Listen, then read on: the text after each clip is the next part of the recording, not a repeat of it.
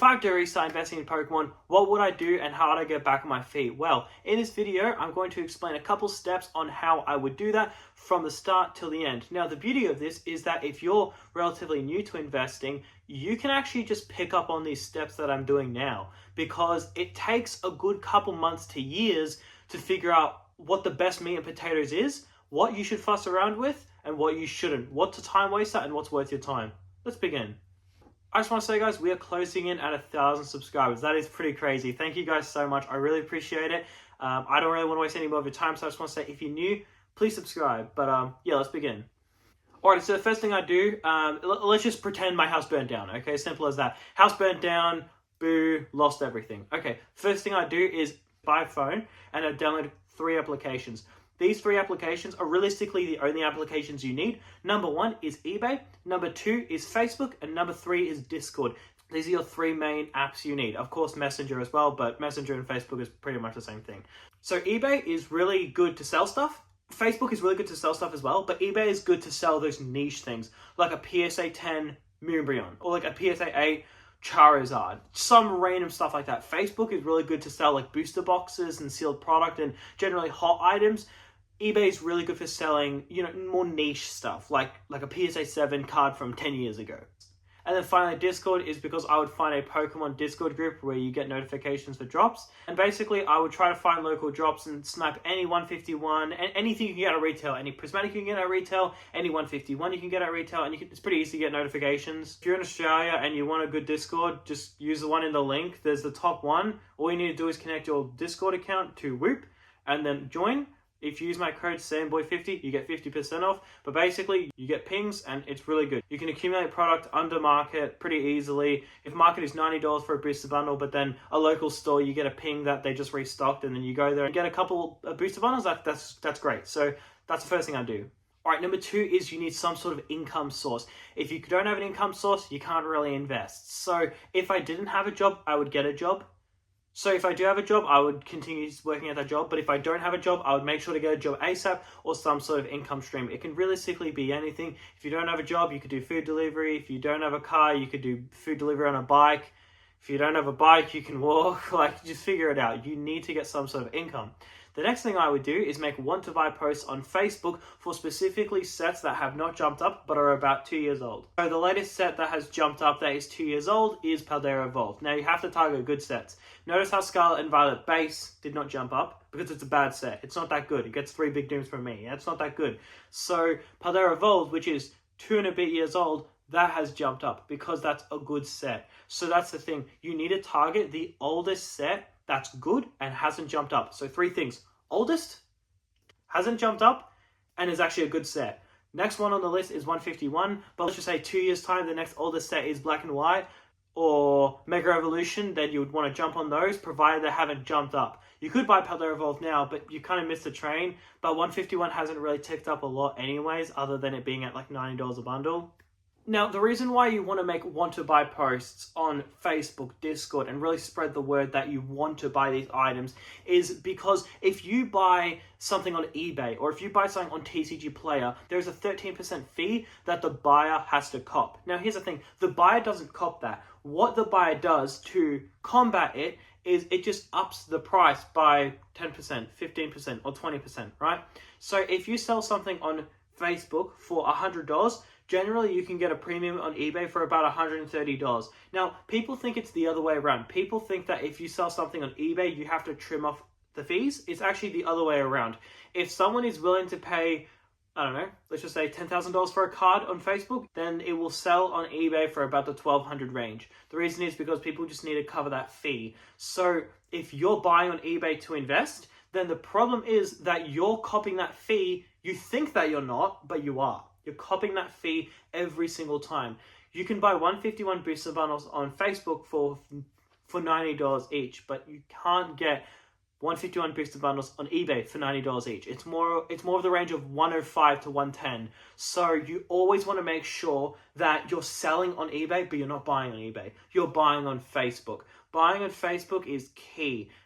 The thing is, Facebook is where Pokemon lives, okay? So for every collectible market, generally they have different social medias on where they kind of roam around, right? and where there's most activity. For Pokemon, it's basically Facebook. That is where most of the activity works. Why? Because most people who are into Pokemon that hardcore are grown-ups, and most grown-ups go on Facebook. Most of them don't go on Snapchat. Most of them don't go on Instagram. Most of them are on Facebook. So the first thing you want to do is you want to download Facebook, make an account, and then you want to join your local groups. Now, I would suggest you join local being the continent that you're in. The reason is because people can ship items from one side of the continent to the other. If you only want to do trades and deals in person, you're going to miss out on so much opportunity, and this is something that happens a lot. I sell on Facebook a lot, and it doesn't happen a whole ton, but sometimes people will avoid buying off of me because I'm in Queensland and maybe they're in New South Wales, so they're in a different state. The thing is, they can do that if they want. There's no harm with that. Just the only thing is that you will miss out on a lot of opportunities. And there's a simple fix to this. You then download PayPal.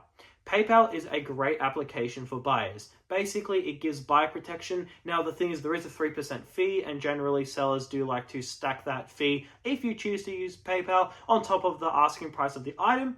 But it's worth it. It's worth the buyer protection. And also, it unlocks more opportunities. So you've got to think, if you're local, you only may get 1 or 2 opportunities a week. But if you buy nationwide, for me as Australia, so let's just say all of Australia, I could capture 5 opportunities a week or 10 opportunities a week for a 3% fee, which is PayPal. That's fair enough. That I'm happy to pay for that service, right? All right, next thing I would do, which is number 4, I would set up a portfolio in any apps. Now, me personally, I use the Collector app. I really like it. Collector, if you're watching this video, please sponsor me. I like your item. The thing is, I use the Collector app. It's really good. The pricing is pretty accurate. It refreshes every couple days. So it's pretty solid, to be honest. Now, the thing is, what I would recommend you do is I would recommend you start stacking product. So let's just say you're stacking some product and a couple days have gone by, a couple weeks have gone by, and you reach $1,000 of product, and then $2,000, and then $3,000. When you see that number, it motivates you. It makes you want to push further. Every single time you see that, you always think to the next threshold. Let's just say you're at 3K worth of inventory, right? You're doing great, you've been working, you've been investing, maybe you've also seen a little return, maybe you've seen a 20% return. You're going to think to yourself, no, I want 5K. You're going to have that urge, that push. And this is the thing, is that in order to build up your portfolio, you need to up your standards. You need to up your standards of yourself, right? If you think, oh, I could never save $5,000 or I could never have $5,000 in my account, I just have a spending habit. The problem is, anytime you would get a tax refund or you would get some sort of bonus, if you ever have $5,000 in your account, you're instantly going to spend it to whatever you're comfortable with. Whether having $500 you're comfortable with having in your bank account, whether it's $300, whatever it is, generally people have this habit where they won't allow more than an X amount of money to be in their bank account, and if so, then they feel a bit spendy. They feel like they want to splurge a bit, and they feel like they need to reward themselves. You need to kill this habit immediately, and the easiest way to do that is by getting a app where you can track your products, and then you can track how much it's going up, and it does numbers. Especially once you start to hit 7 or 8K, then it will motivate you to get to 10K. And this will snowball. It'll keep motivating you. Especially, say you get to 10K and one of your investments does a 50% swing upwards, and then you just go boom straight to 15K. Bro, that motivates you like no tomorrow. So that's the thing. Download an app, track how well you're doing, track everything, make sure that you're actually buying proper products. Now, this kind of combines with number 4 because it's all in the same topic, is I would also make sure to be consistent, right? Say my house burned down and I lost all my belongings, okay? That doesn't just mean I'm going to drop 5K or 3K or 1K on Pokemon the next day, right? I'll be consistent. I'll consistently buy a couple 151 Booster Miles, a couple Paladin Fates. Maybe I'll grab a Prismatic ETB here and there. That's how you want to do it. You don't want to do it where you just get this burst of motivation. You drop all your savings. You sell your washing machine. You sell your dryer to just buy as much Pokemon as possible. That's extremely deadly. And the problem is that you'll then overinvest and then you'll feel pressure to sell. Then you'll sell, which demotivates you, and then you'll eventually fall in the snowball of going downwards. You don't want to do that. The second you sell one item, generally it just snowballs into you feeling demotivated and selling all of it. You want to make sure that you're investing the most that you can get away with. If you have $100 sitting in your bank account every single week after you've paid all your bills and maybe you've gone out to eat, then I would recommend investing that $100. But you don't want to invest where you just drain your bank account and you're just edging for every paycheck. Alrighty, now the next thing I would do is I would make sure to follow a strict plan. No one accidentally becomes wealthy. No one accidentally just wakes up one day and goes, oh my goodness, I have $1 million in my bank account. No one does that. So you should plan as well. So I would follow a strict plan of having 70% in booster boxes for main sets, and then Elite Trainer boxes and booster bundles for holiday sets. So for main sets, you have no reason to buy anything else but booster boxes. I really like main sets because they're so simple. You literally have no reason to buy anything else. Now, one thing, if you are not at the level where you can afford a booster box, buy a booster bundle. Don't buy an Elite Trainer box. Buy a booster bundle. I'll tell you why. Because booster bundles are mini booster boxes. Elite Trainer boxes, they do not do the same returns that booster boxes do. Let's take Paldea Evolved, for example. If you bought a Paldea Evolved booster box for $200, you would have turned that $200 into about $650 now. Okay, that's very cool. Now, if you put $80, which is roughly the price of a Paldea Evolved Elite Trainer box when Paldea Evolved came out, then you would be able to sell that Elite Trainer box now for about $150. So you've about 2x your money on the Elite Trainer box, but you've about 3.5x your money on the booster box. And this repeats every single time. Every single time it repeats. And this is why I encourage people, don't buy Elite Trainer boxes for main sets. There's no reason to. What are the chances that the one that you so happens to be the ETB that just outperforms the booster box? It almost never happens. So it's not going to start happening all of a sudden. So your best bet is buy booster boxes. And if you can't buy booster boxes, buy booster bundles. And that's why I really like main sets, because they're so simple. Now, for holiday sets, it's a little bit different. For holiday sets, you have two main items. You have Elite Trainer boxes and you have booster bundles. It depends in the timeline of when you're buying the holiday set. So if you're buying the set when it releases, I would recommend you buy Elite Trainer boxes. Elite Trainer boxes generally don't cop reprints as much, but this is pure speculation, and that could be different for different sets. We can look at sets like Shining Fates. They reprinted Elite Trainer boxes until the last day that they stopped printing it. And you can see sets like Crown Zenith is very simple. Crown Zenith, I believe, other than the recent box that came out, the Sea and Sky, that doesn't really count because the last time they released Crown Zenith product was like a year and a bit ago. Other than this was like a random drop. Let's talk about when the set was actually like in rotation. I believe that the Elite Trainer box was in the last wave. I think so. So Sword and Shield, it seems like they made Elite Trainer boxes printed into the oblivion, but then it seems like with Scarlet and Violet, looking at sets like Paldean Fates and 151, it seems that they've held off with printing them and they've just printed it once and then called it a day. The problem is that if you run on this, you're running on speculation, which there's nothing wrong with taking a little gamble. Why not? I mean, at the end of the day, you're investing in Pokemon. The whole thing is pretty much gambling, right? So it's a gamble, but if you want, you can buy Elite Trainer boxes, but the absolute safest option is wait till about 1.5 to 2 years of the set being old, and then buy booster bundles. That is the safest play. If you want to get a little risky, you can buy the Elite Trainer boxes. Now, the reason why you're getting risky is, sorry Sam, I thought everything goes up. I thought all Pokemon goes up. Well, you would be right. But you know what also is a form of money? Which is time. Time is a form of money. And if you buy an Elite Trainer box and it stagnates for 2 years, like Crown Zenith, the beloved set everybody loves, well, I'm sorry to tell you, but those Elite Trainer boxes were under $100 for years. They were under $100 for years. So you can run on speculation and you can buy it and just take a little gamble, which is perfectly fine. But if that means that you hold for years on end with no gain, you just need to be able to stomach that in a sense, right? Now with Prismatic Evolutions, it's pretty likely that they're going to only have 1 or 2 print waves, but no one knows. Anything could happen. And that's why the absolute safest option is buy booster bundles 2 years after release, because it's getting closer to wrapping up.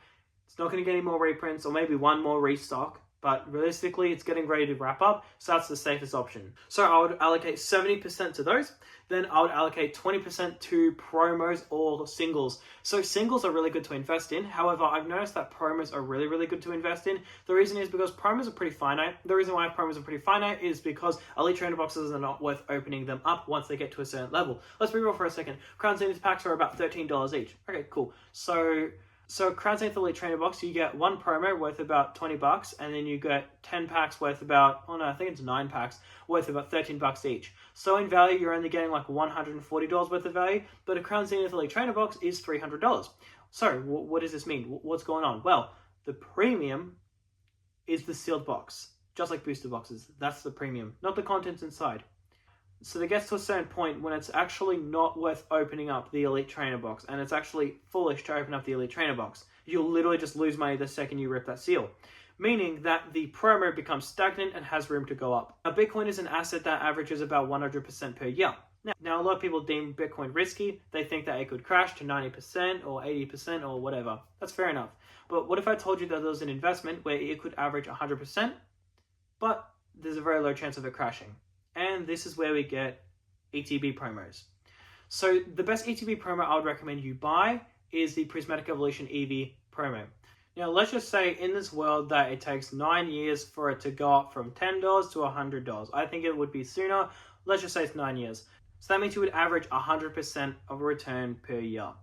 That is ridiculous. That is amazing. So the thing is, you need to look at this and go, all right, well, the catch is that it can go sideways. Let's look at Champions Path ETB promo. Champions Path ETB promo is a Charizard. Now, this Charizard was pretty popular when it came out, but a couple of things happened. First of all, Champions Path got printed into the oblivion. I'm pretty sure that Champions Path Charizard, I think there's 40,000 PSA 10s. That's pretty crazy. But anyways, the thing is, Full Arts, when Champions Path came out, Full Arts were pretty popular. Full Arts were loved. However, Full Arts got replaced by Alt Arts and illustration rares and special illustration rares. So the thing is that it's been swapped, it's been replaced. And people would think to themselves, oh yeah, but SIRs could never be replaced, IRs could never be replaced, Pokemon could never improve the card artwork. But you could be wrong. They could find something else that people love so much and then people enjoy. So the thing is, the Champions Path Charizard is just a dead card. That's just completely dead. So there is some upside risk, but then now there's a lot of upside potential, but then also a lot of potential for it to go down. So that's why you shouldn't make it like a whole play. But yeah. So you got 70%, which is boxes, then you got 20%, which is ETB promos, and then you've got the 10%. 10% are speculative plays. 10% are plays like, let's say 151. So when 151 came out, there was a very, very unexpected drought where Pokemon 151 Reverse Holos went from about 2 cents each to about $1 each. So about a 50x of your money in about a couple months. So let's just say you dropped to $20 on Reverse Holos, you would have been able to sell all for $1,000. So why? Well, why is this the case? The reason is because there was everything, all the stars aligned. First of all, 151 wasn't printed a lot because Pokemon didn't expect it to do so well. Now, it sold out a couple weeks or months after release. The thing is, everybody was master setting 151. 151 was being master setted into the oblivion. So now people usually don't master set sets. People usually just buy the top chasers and that's it. Maybe they buy a couple into PSA 10 and call it a day. But the thing is, going back to the good old days, every set was master setted. You were supposed to master set them. You were supposed to collect them all. So what people did for 151 is people master setted it, meaning that there was this humongous drought in reverse holos, meaning that some card shops that got so desperate to get stock would actually buy reverse holos for $1 a reverse holo and then sell it for like $2 to $3. And that was just the market then. The Mewtwo went for like $15, the Electrode went for like $25, and that was literally just the market back then. It was ridiculous, it was stupid, but it was a speculative play. Another great speculative play are Poncho Pikachus. They were dead in the water for a while, they were $10, $20, we all know the story, and now they're $10,000 each. The thing is, these are speculative plays. Another great example of speculative play are the Unaga bars. The Unaga bars are this Japanese item that Pokemon have released, and it is so unique. So unique. So unique. There's no price history to go based off. There's no, previous set where it's like, oh, well, these performed like this, so this can perform like this. You don't know. It could go to 0, it could go to 1,000. We don't know. And that's where the money's at, in those speculative plays. Another great example is a Grey Hell Fat Pikachu. Grey Hell Fat Pikachu. What is that? No, I mean Grey Felt Hat Pikachu. Basically, about a year ago, I had 4 of them. I paid $150 each. I looked at them, and I thought to myself, should I hold these or should I sell these? Now, this is why I say, if you're going to make a decision, make your own decision. That way, if you make a mistake, you can learn off of it. So, what I did was I sold them. Now, my logic towards this was that it was going to become a forgotten item. It is not a promo of something, of like an ETB of a box. It is not from a set. So, it's just it. That is all of it, right? So my mentality was that it was going to become a forgotten item. Now, I was completely wrong. It is like 1.5k as a 10, when back then it was like 500 bucks as a 10. It was like, what, 150? Now it's like 700 for a Grey Hellfire Pikachu. So that's where the money's made, in speculation plays. Now, I was completely wrong about that, like every single way, but that's where the money's made, in speculative plays. Alrighty, now a couple days have gone by from when you made that want to buy post. You've so far downloaded Discord, Facebook, eBay, you're getting known in the community, you've downloaded an app where you can track your inventory, you're doing good. The next thing is a couple of days have gone by and people have replied to what they have for sale. They have replied, hey, I've got this booster bundle for sale, hey, I've got this booster bundle, and now some people have inquired about what they have and what you're after.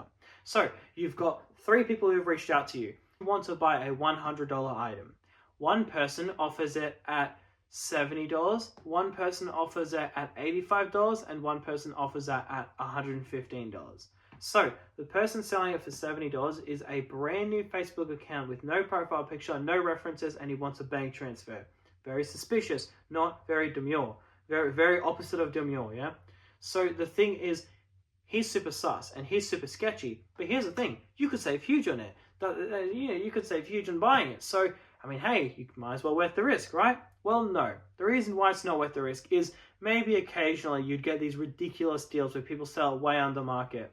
However, the problem is if you get burned even once and someone doesn't send it, you've lost all of the money that you're up on those. So if you bought a bunch of stuff under market, but then you get scammed once, it erases any types of gains you've gotten. So then you've got the next guy. The next guy is a pretty chill guy. He's been in the industry for a while. He doesn't have a shop or anything. He just sells here and there, and he needs some money. He's got a car bill he didn't expect that he needed to pay today, and he just wants to sell it. So there's just a couple things. You know, he's happy to use PayPal. He's happy to use bank transfer, really whatever.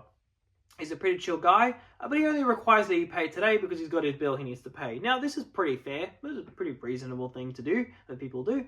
Now, then the next one, you've got the business, you've got the card shop, you've got the reliability, you've got the history of the store. So they all have their benefits. Well, not the first one, but the other two. The second one is that you can get quick, easy product, pretty cheap.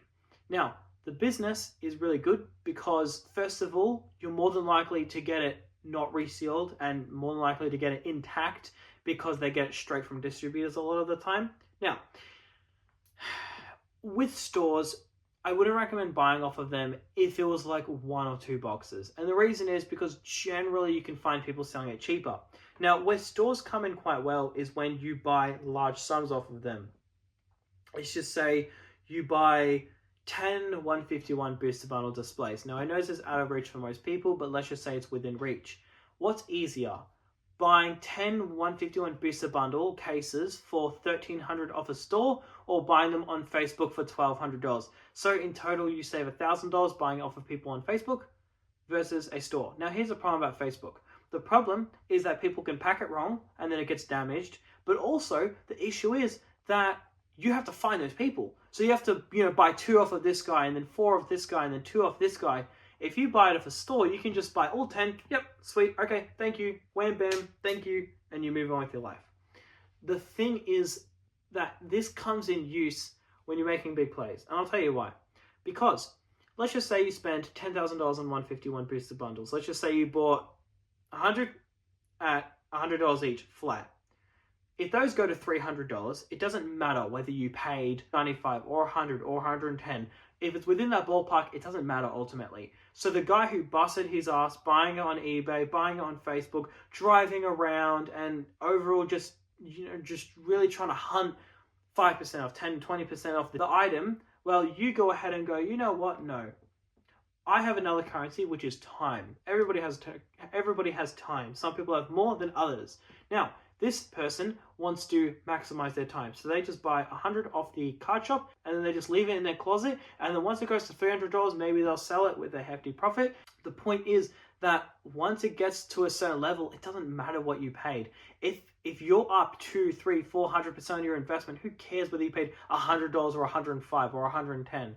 But then on the flip side, you can get a quick, easy deal. And I would recommend the quick, easy deal for most people because it's pretty easy to find 1 or 2 151 booster bundle displays for a good price. But then it starts to get a bit difficult once you get, until like 5 or 10. It starts to get difficult to source it.